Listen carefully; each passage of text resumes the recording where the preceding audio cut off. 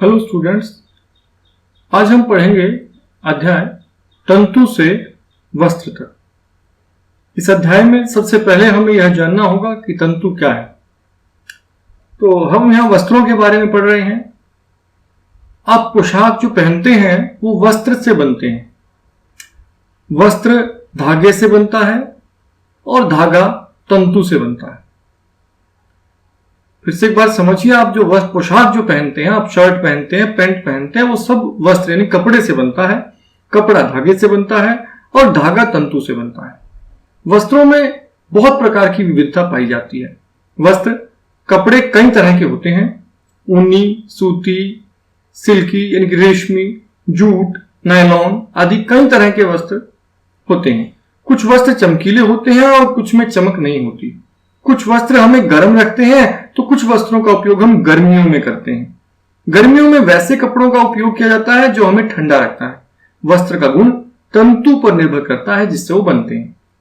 तो इस बारे में हम आगे पढ़ते हैं। तो तंतु क्या है? कोई तागा जिन महीन रेशों से बनता है उन्हें तंतु कहते हैं। तो आप ये देख रहे हैं, ये बहुत बारीक बारीक तंतु हैं जिन्हें ऐंठ कर धागा बनाया जा रहा है। अगर आप एक धागे को वापस उधेड़ लें, वापस खोल लें, तो आप देखेंगे उसमें से बहुत महीन महीन तंतु आपको दिखाई देंगे। ये तंतु जो हैं, उनसे तंतुओं से पहले लड़ियां बनाई जाती है, फिर लड़ियों को आपस में ऐंठ कर उनसे धागा बना दिया जाता है। तो यह तंतु या रेशा ही है जिससे वस्त्र बनाया जाता है। तो तंतु कई प्रकार के होते हैं। इसे मुख्यतः हम दो भागों में बांट सकते हैं, एक प्राकृतिक तंतु और एक संश्लिष्ट तंतु। प्राकृतिक तंतु किन्हें कहते हैं?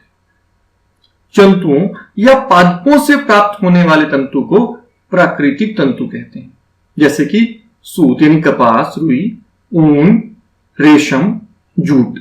ये प्राकृतिक तंतु। ये प्राकृतिक तंतु इसलिए कहलाते हैं क्योंकि ये हमें सीधा प्रकृति से प्राप्त होते हैं।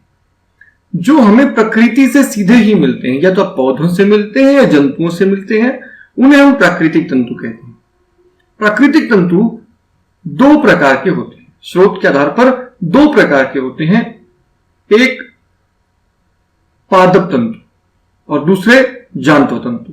वो तंतु जो हमें पौधों से मिलते हैं उन्हें हम पादप तंतु कहते हैं, और वो तंतु जो हमें जंतुओं से मिलते हैं जैसे भेड़, बकरी या ऊंट से, इन्हें हम जांतव तंतु कहते हैं।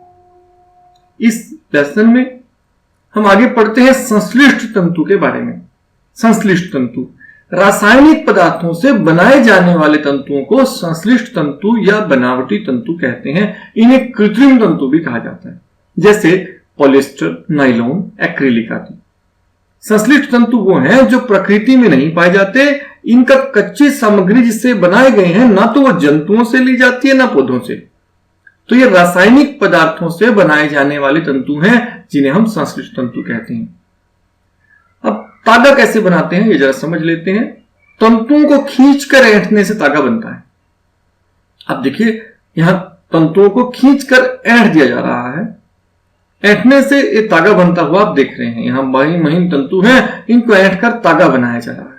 तो तंतुओं को खींचकर ऐंठने से तागा बनता है।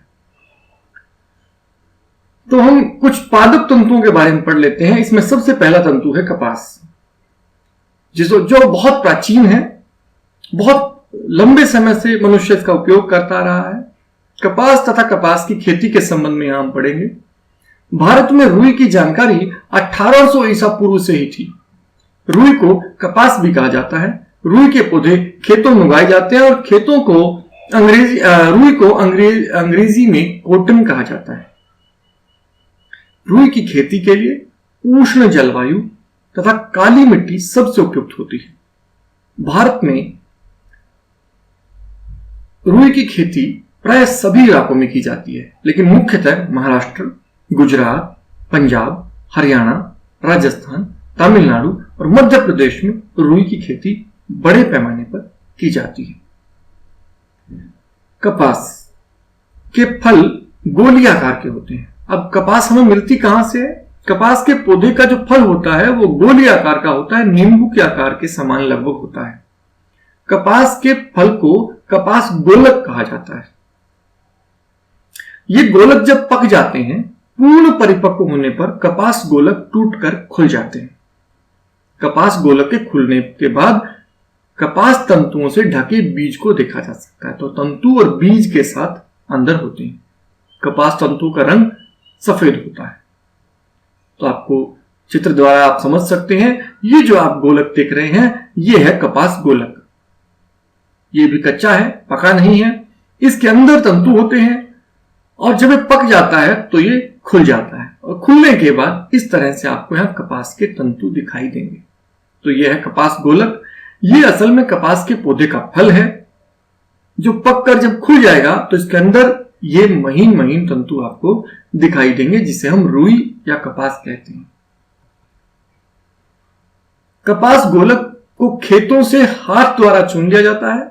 इसके पश्चात कपास के बीजों को अलग कर दिया जाता है।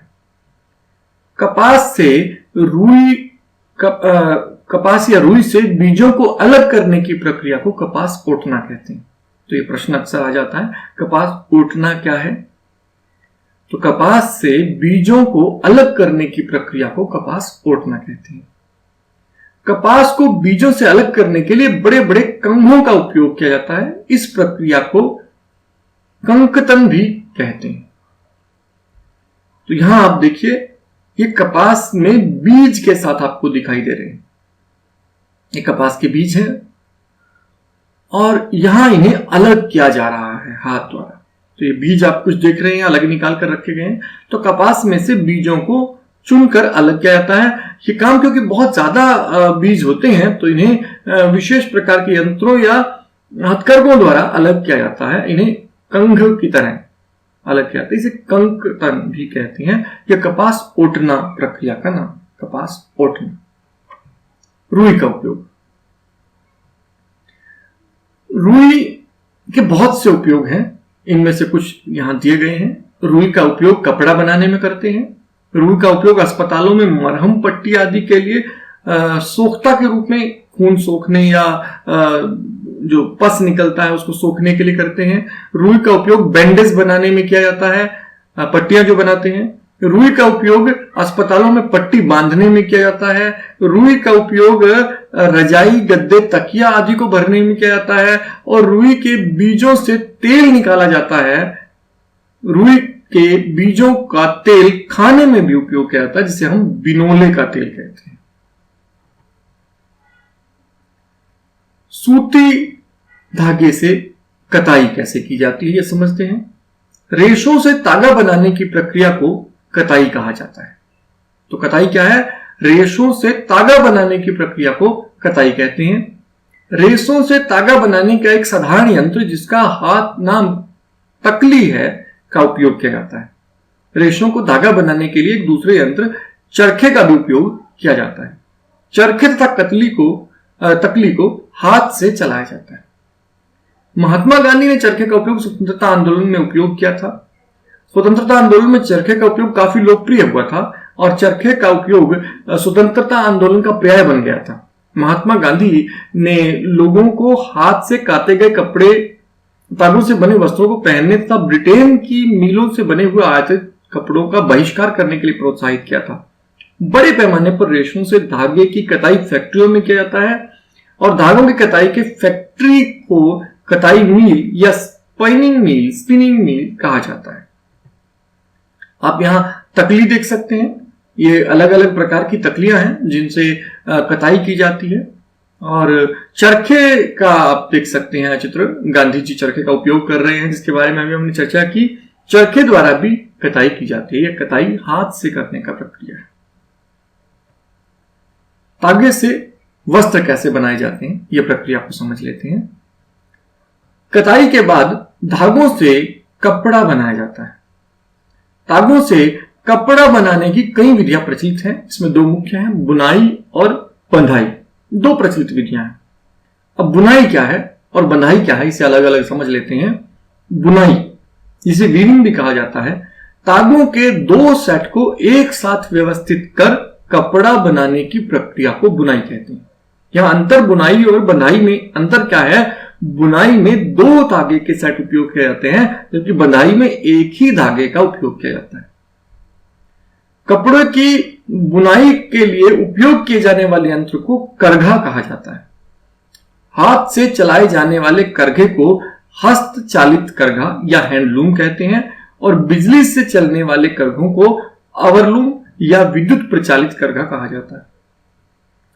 तो बुनाई करते कैसे? चित्र के द्वारा आप समझ सकते हैं। एक धागे को ऊपर से नीचे की ओर ले जाया गया है, जबकि दूसरे धागे को दाएं से बाएं सीधे धागों के बीच में पिरोया जा रहा है, और इस प्रकार से इन्हें बुनाई में उपयोग किया जाता है।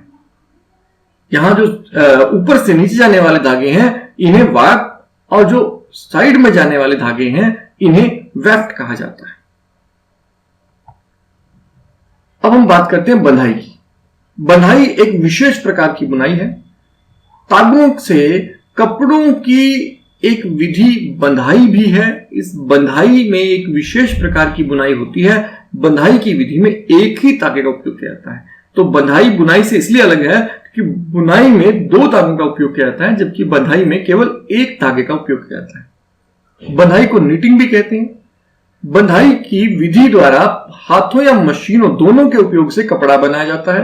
बंधाई निटिंग की विधि में प्राय स्वेटर, मोजे, मफलर, मेजपोश आदि बनाए जाते हैं। आप चित्र में देखिए, आपने ऊन को, अपनी माता को ऊन के गोलों से कपड़े बनाते हुए सलाई की सहायता से देखा होगा। तो आप देखिएगा यहां एक महिला जो कपड़े बना रही है वह केवल एक धागे का उपयोग कर रही है, और उसी एक धागे की सहायता से वो कपड़े की बुनाई कर रही है। ऊनी कपड़ों में विशेष रूप से बंधाई का उपयोग किया जाता है। अब हम बात करते हैं दूसरे पादप रेशे की, जिसका नाम है जूट, या इसे पटसन भी कहा जाता है। जूट की खेती जूट के रेशों को प्राप्त करने के लिए की जाती है। जूट को हिंदी में पटसन, पाट या पटुआ भी कहते हैं। जूट या पटसन की खेती मुख्य रूप से भारतीय उपमहाद्वीप और अफ्रीका के देशों में की जाती है।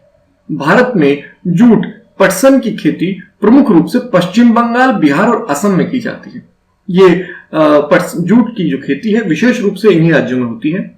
जूट के तंतु को जूट के तने से प्राप्त किया जाता है। ध्यान रखिएगा, जूट का तंतु, जैसे हमने कपास को देखा था, कपास का तंतु कपास के पौधे के फल से प्राप्त किया जाता है, ऐसे ही जूट का तंतु जूट पटसन के तने से प्राप्त किया जाता है। ये कैसे प्राप्त किया जाता है इसे हम समझेंगे अभी प्रक्रिया द्वारा।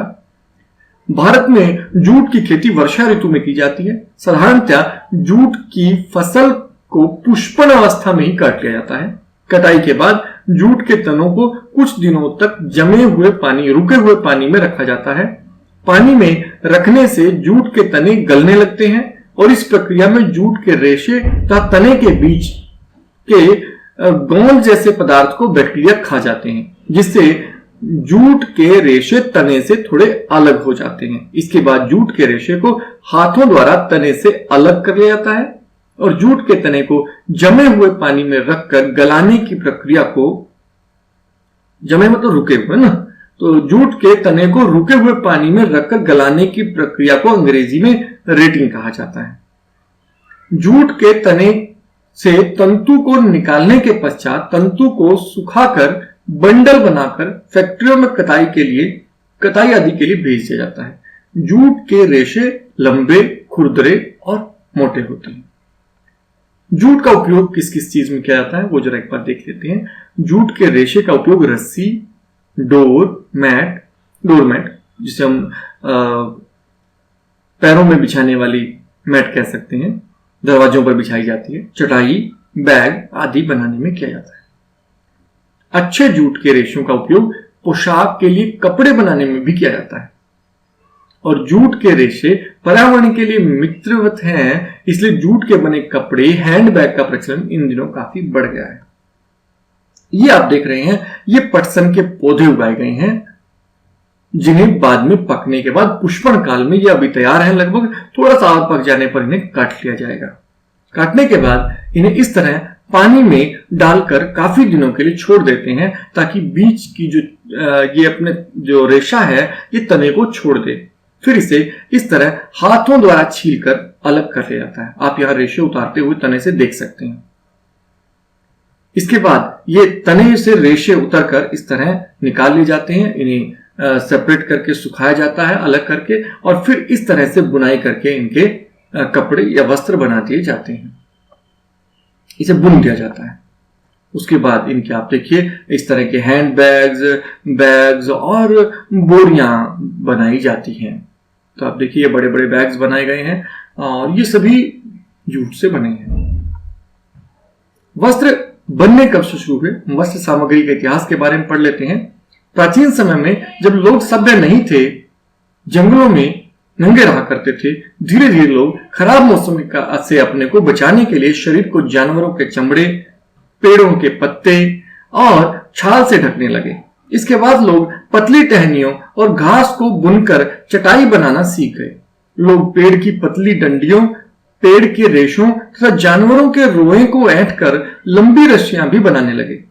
इन लंबी रस्सियों को बुनकर लंबा टुकड़ा भी तैयार करने लगे और इन टुकड़ों से अपने शरीर को ढकने लगे। शुरू में लोग इन रस्सियों या पत्तों से बने कपड़ों का उपयोग कमर के नीचे के भाग को ढकने के लिए करने लगे। संभवतः यही कमर से नीचे ढकने वाला कपड़ा आधुनिक स्कर्ट बन गया। सुई के आविष्कार का इतिहास लगभग 50,000 वर्ष पुराना है। सुई के आविष्कार ने सभ्यता में एक नया आयाम दिया। सुई के आविष्कार होने से लोग कपड़े को शरीर के अनुसार सीलने लगे। समुदाय में रहना शुरू करने के बाद दूसरे खेती करना और कपड़ा बनाना दोनों मानव सभ्यता की बहुत बड़ी खोज थी। अब तक मिले प्रमाणों के अनुसार सर्वप्रथम भारत, चीन, मिस्र के लोगों ने कपास से कपड़ा बनाना प्रारंभ किया। जब तक सुई का आविष्कार नहीं हुआ था, लोग कपड़े को शरीर पर लपेट लिया करते थे। आज भी कई वस्त्र जैसे कि धोती, साड़ी, लुंगी आदि को बिना सिलाई के ही शरीर पर केवल लपेट कर पहना जाता है। आज कपड़ा एक बहुत बड़ा उद्योग है। तो इस तरह हमने पूरी प्रक्रिया को पढ़ा कि कैसे महीन महीन रेशों से पहले तागा बनाया जाता है, फिर तागों से कैसे कपड़ा बनता है और कपड़ों से कैसे पोशाक बनने की प्रक्रिया शुरू हुई। तो ये लेसन इतना ही था। अगले लेसन के साथ जल्द ही नई वीडियो में। तब तक के लिए चैनल सब्सक्राइब जरूर कर ले ताकि आने वाले नए चैनल्स, नए लेसन्स, वीडियोस आप तक पहुंचते रहें। धन्यवाद।